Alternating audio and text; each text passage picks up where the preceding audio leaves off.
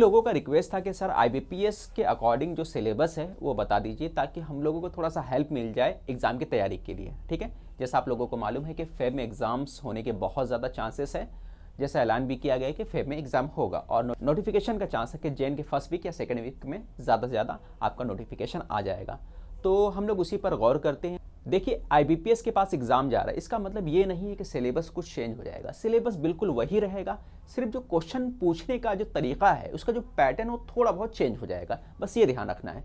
जो पहले क्वेश्चन पूछा गया था, यानी कि जो सिलेबस था, वही इस बार भी वही होने वाला है। बहुत होगा तो थोड़ा बहुत चेंज हो जाएगा। ठीक है, तो जो पिछला साल का जो पेपर था, यानी 2021 का पेपर था, उसी को एनालिसिस करके मैंने पूरा सिलेबस बनाया है, और इस बार भी आएगा तो तकरीबन वैसा ही आएगा, सिर्फ पूछने का अंदाज थोड़ा बदलेगा, क्योंकि वो एग्जाम कौन ले रहा है, आईबीपीएस ले रहा है। और उम्मीद है कि इस बार जो पेपर होगा बहुत आसान होगा पिछले बार के मुकाबले में, क्योंकि जब ऑनलाइन एग्जाम हो जाता है तो बहुत ज़्यादा पेपर बनता है। ऑफलाइन में सिर्फ एक पेपर बनाना पड़ता है, और ऑनलाइन में कम से कम 4 से 5 सेट तैयार करना पड़ता है। तो उसके हिसाब से किसी सेट में थोड़ा सा डिफिकल्ट होता है, किसी में आसान होता है। तो ओवरऑल जो होता है पेपर का जो लेवल रहता है, वो लोग मॉडरेट ही रखते हैं कंपेयर टू ऑफलाइन एग्जाम के। यानी आप ये बोल सकते हैं कि अगर डिफिकल्टी ऑफलाइन एग्जाम में 100% है, तो ऑनलाइन एग्जाम में जो डिफिकल्टी लेवल होगा वो 75% रहेगा।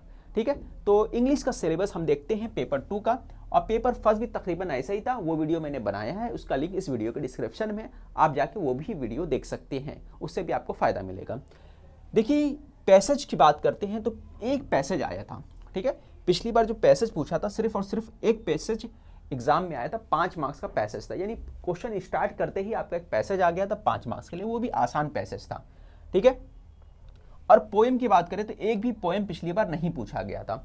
पोएम में क्या था, फिगर ऑफ स्पीच, पोएम का ही एक पार्ट है फिगर ऑफ स्पीच, उसके ऊपर एक क्वेश्चन पूछा गया था। ठीक है, तो आपको फिगर ऑफ स्पीच अच्छे से आना चाहिए करने। आगे बढ़ते हैं हम लोग ग्रामर का। तो ग्रामर देखिए, 15 से 18 मार्क्स टोटल भर दिया तो उसने ग्रामर का सेक्शन। तो 15 से 18 मार्क्स टोटल समझ लीजिए आप ग्रामर ही भरा हुआ है। तो आप अगर ग्रामर में परफेक्ट हैं तो डेफिनेटली आपका जो पेपर जाने वाला है महाटीटी का बहुत शानदार रहेगा। तो आपको बहुत ज़्यादा अगर मेहनत की ज़रूरत है तो ग्रामर 10 तक का ही ग्रामर का सेक्शन पूछा उसने, बट आपको उसमें बहुत ज़्यादा हार्डवर्क करने की ज़रूरत है, बहुत ज़्यादा प्रैक्टिस करने की ज़रूरत है। मैंने एक प्रैक्टिस पेपर भी बनाया था, उसका भी लिंक इस वीडियो के डिस्क्रिप्शन में मिल जाएगा। इंग्लिश का प्रैक्टिस पेपर आप देख सकते हैं, काफ़ी आपको हेल्प मिल जाएगा। 30 मार्क्स का मैंने पूरा कराया। उसके अंदर वोकैबुलरी की बात कर लेते हैं। तो वोकैबुलरी के अंदर पूरा का पूरा पार्ट आ गया था आपका।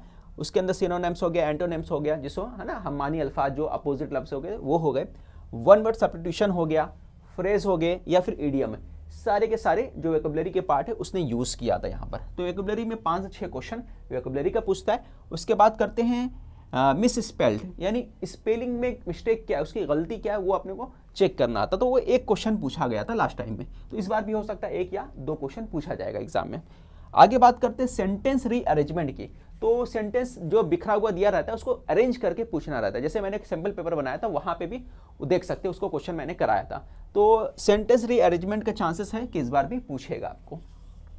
तो सारे जो मैंने बता दिया, ग्रामर के अंदर अलग अलग टाइप का क्वेश्चन होता है। कुछ में ग्रामर के अंदर फिल करने वाला आता है, कुछ में जो ऐसा रहता है आपको एरर ढूंढने आता है। ग्रामर का तकरीबन सारा सेक्शन उसने पूछा था, क्वेश्चन टेक्स्ट से लेकर degree, direct, indirect, active voice, passive wise, clause, जो कुछ भी आता ग्रामर में उसने सब कुछ पूछ लिया था, आर्टिकल से लेके प्रीपोजिशन तक। ठीक है, तो आपको ग्रामर का जो सेक्शन है इसके अंदर मैंने बोला है कि भाई ग्रामर का जो पार्ट है आपको जरा भी नहीं छोड़ना है।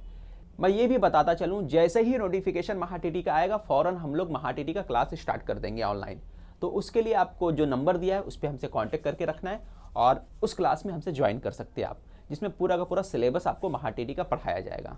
तो मिलते हैं नेक्स्ट वीडियो में। अपने दोस्तों के साथ, अपने फ्रेंड के साथ भी इसको शेयर करिए अगर वीडियो अच्छा लगे, और चैनल को सब्सक्राइब के साथ साथ बेल आइकन का बटन भी दबाइए ताकि आपको लगातार नोटिफिकेशन मिलता रहे।